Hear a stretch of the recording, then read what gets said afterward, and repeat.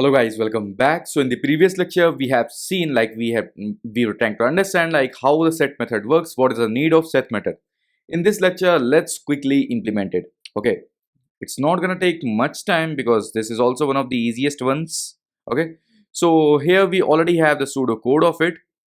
So let me just quickly cut it. Okay, and in case if you made it, okay, we already have a pseudo code here as well. So in case if you made it already, then congratulations. In case if you didn't, then that's completely normal because we are going to implement it right now. Okay, so first thing what we have to do, we have to call our get method. Okay, so this dot I think it's not this get digit or get something, it's just get, right? So this dot get, here we have to pass the index, whatever index we are getting, we are going to pass in the set method. Okay, so this get method, what it will do, this get method, it's zoomed enough I think guys, right? Yeah, what this get method will do, it will simply find if there is any node in that particular index, or if the index is valid, then it is going to return that the node at that index, otherwise it is going to return null, right? So that means it can return a truthy value, it can return a falsy value.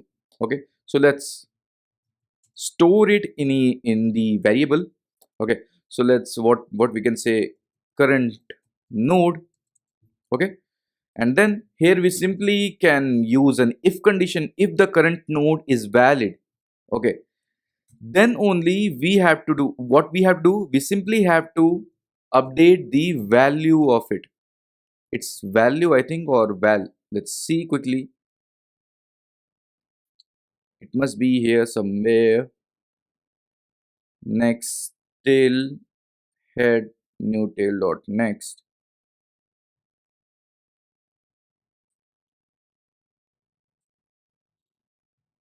singly linked list, its value, right? So for the node, its value. Okay, so let's get back to our code. So current node dot value, what we are going to do, we are simply going to store the value whatever we are getting from here. Okay, and then if you want, you can return true here, or you can return the value which you have updated. In this case we are already passing the value, so it does not make any sense to return the same value. Okay, so let's go with the boolean values, right? Otherwise return false. So here what I have done is, let me quickly cut it from here or paste it right here. Okay, so here what I have done is, I'm simply whatever index I'm passing, I'm simply using the get method which we already have. Okay, to fetch the node at that particular index, and then what I'm doing is I am storing it in a variable. I'm checking if the node is valid, whichever this get method is returning, because this can return either a valid node or it can return null, right? So we have to make sure we are getting a valid node. Then what we are doing, we are simply updating the value of the current node and we are returning true if there is any valid node, otherwise we are returning false. That's it. So this is all we have to do in the set method of the linked list. Okay, so let's now quickly check whether it is working fine or not. If you want, you can take a screenshot of it. Okay, so let me quickly wrap it here itself so we don't need this braces. Okay, so it will be better. Okay, if you want, you can take a screenshot of this whole thing. Okay, and if you guys are worrying about if you guys have missed something, and if you don't want to watch the previous videos to write all this code, or if you're already aware about all these methods, then don't worry. By the end of every data structure, I'll be providing you the complete code, the finished code.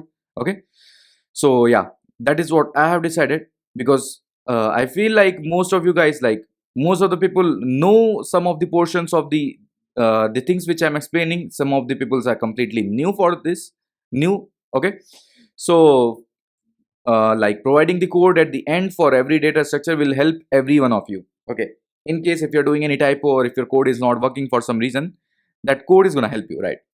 So by the end of every data structure, I'll provide you the complete code of that particular data structure what I have written. Okay, along with these pseudocodes. I'm simply gonna copy paste it. That's it. Okay.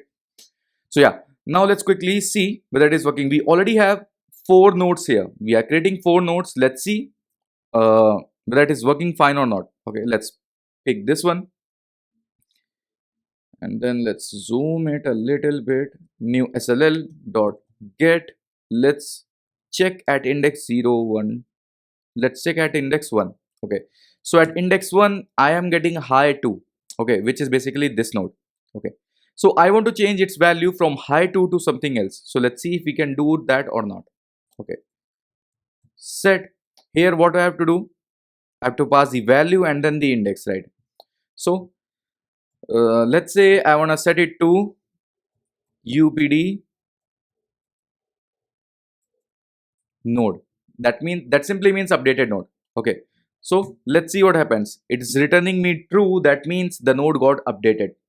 Okay, now if I again check get at position 1, see I am getting the updated value here. UPD node, that means updated node. Okay, so the value for the second node is UPD node now. Okay, now if I check the linked list, new SLL, I think. Okay, sorry, there was a typo. Okay, so yeah, if I check this linked list, head is high, tail is high 4, next value is updated node. Okay, and then the next value of that is high 3, and then the next value of that is high 4. Okay, so that means we have successfully updated the value of an existing node in the list. So let's try to pass. See, we already have 4 nodes here, right? So let's try to pass some invalid index. Okay, and then let's see whether it is updating properly or not. Okay, so let's say I want to update value for 38 index. Okay, so it's simply giving me false. That means there is no such node or it's totally invalid. Okay, that means it is totally working fine. Let's try to pass some negative value. Yeah, again it is working fine only, right? So yeah, we are done with the set method here. So this is all we have to do for the set method. Okay, it was nothing much complicated. It was straightforward only, and thanks to this get method we can make use of this. It made our implementation easy. Otherwise we had to write all these things from scratch in the set method itself. Okay, so yeah, that is why we have the methods in the class, right? So that in case if we want to use them in another methods, we can use them directly, right? So yeah, this is all about set method. So this is all about today. So let's see what else we have in the next upcoming videos. uh, of course we have something interesting coming up in the next upcoming video, so see you there.